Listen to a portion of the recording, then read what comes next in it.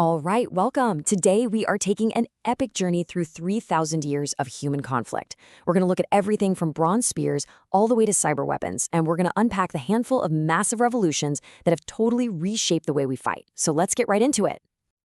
Just think about that for a second. What do you see? Are you looking out over the dusty plains of ancient Greece? Or maybe the muddy, nightmarish trenches of World War I? Or is it a modern command center where war is fought with joysticks and keyboards? See, the technology always changes, but the core questions, the tactics, the strategy, those are timeless. So, our story kicks off in the ancient world with the very first true revolution in how we wage war. This was the moment that battles stopped being just, chaotic brawls and instead became these organized, disciplined contests of formation and strategy. Now, the Greek phalanx, this was a genuine game changer. Instead of a bunch of individual heroes duking it out, you get this. A solid wall of soldiers, maybe 8 ranks deep, their shields interlocked, with a forest of deadly spears pointing right at you.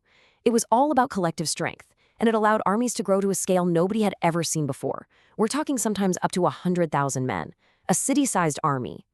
And from the front, the phalanx was like a human fortress. At the famous Battle of Thermopylae, a tiny Greek force held off a gigantic Persian army for days just by using this tactic in a narrow pass. But, and this is a huge but, it had a fatal flaw. It was incredibly slow, it absolutely needed flat ground, and if you could just get around to its sides or its back, the whole thing would just completely fall apart. And this is the central question, right? This is the puzzle that drove the next great leap forward in warfare. If you can't go through the wall, how in the world do you break it? Well, the answer came from Rome. The Romans, being the brilliant engineers they were, looked at the phalanx and basically engineered a perfect counter. Instead of one single massive block, they created the legion. And the legion was set up like a checkerboard, made of smaller, super flexible units called meniples. This new formation was fast, it was adaptable, and it could fight on pretty much any kind of terrain. The real genius, though, was in the space between the units. This let the Romans create what historians now call kill boxes. An enemy would charge into a gap, and then suddenly, wham, they'd be surrounded on 3 sides and cut to pieces. You can see this incredible flexibility in action when Caesar's troops at Raspinum got attacked from behind. They just turned around and formed a whole new battle line. A Greek phalanx could never have done that, not in a million years. All right, so after the fall of Rome, the battlefield changes again. The whole era of massed infantry kind of fades away, and it's replaced by a new kind of warfare, one dominated by a single, terrifying figure. And it was all thanks to one, surprisingly simple invention. The stirrup. Yeah, that's it. This little metal loop coming over from the Asian steppes seems so minor, right? But it completely, and I mean completely, revolutionized mounted combat. It basically gave birth to the age of heavy cavalry. See, before the stirrup, a rider would get knocked right off their horse on impact. But with it, a rider could brace themselves and deliver the entire crushing momentum of a charging warhorse through the tip of a 12-foot lance. This is what created the medieval knight we all picture, a literal living tank in plate armor whose charge could shatter just about any infantry line. For centuries, this was the ultimate weapon on the battlefield.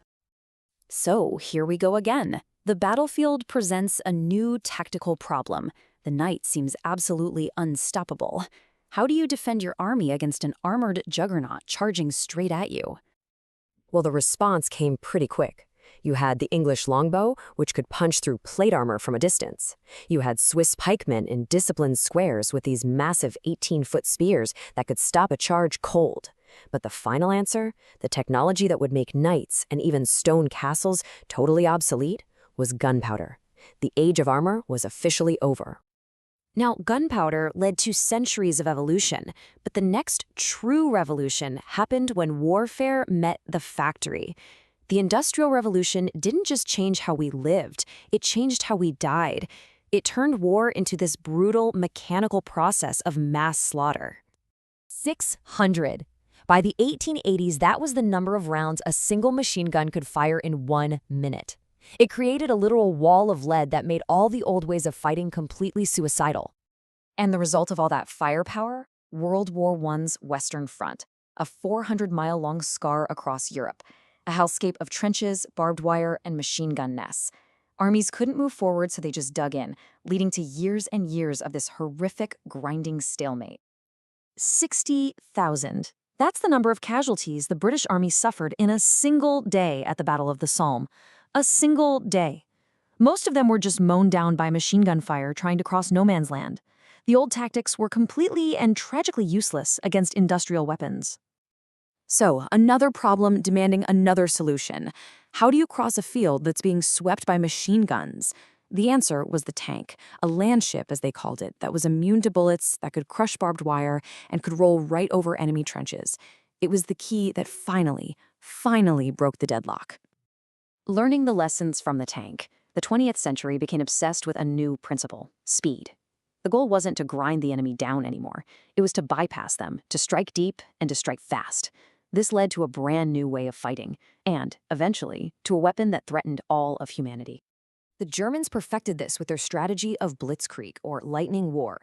And it wasn't just a tactic, it was a psychological weapon. It was like a 1-2-3 punch. First, dive bombers would scream down and terrorize the enemy lines, creating total chaos. Then, hundreds of tanks, concentrated in a single spearhead, would smash through the weakest point. And finally, motorized infantry would pour through that gap, racing deep into enemy territory to surround entire armies from behind. It was shocking, disorienting, and just overwhelmingly fast. Poland fell in weeks, so did France. But of course, World War II ended with the birth of the ultimate weapon, the atomic bomb. For the very first time, humanity had created something that could end civilization itself. And this created a terrifying new logic for war. During the Cold War, the sheer world-ending power of nuclear arsenals created this paradoxical stability known as mutual assured destruction, or MAD. The idea was simple. Any nuclear attack would be met with an overwhelming counterattack, guaranteeing total annihilation for both sides. It's a terrifying kind of logic where the only winning move is not to play. Which brings us right to our doorstep. We are living through another revolution in warfare right now, as we speak. This is one where the battlefield is no longer just a physical place you can point to on a map. It's digital, and it's also inside our own minds. People often call this fifth-generation warfare.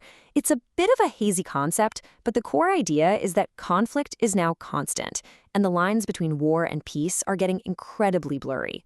The goal isn't just to defeat an army anymore. It's to destabilize an entire society from the inside out. And the new weapons? They're all around us.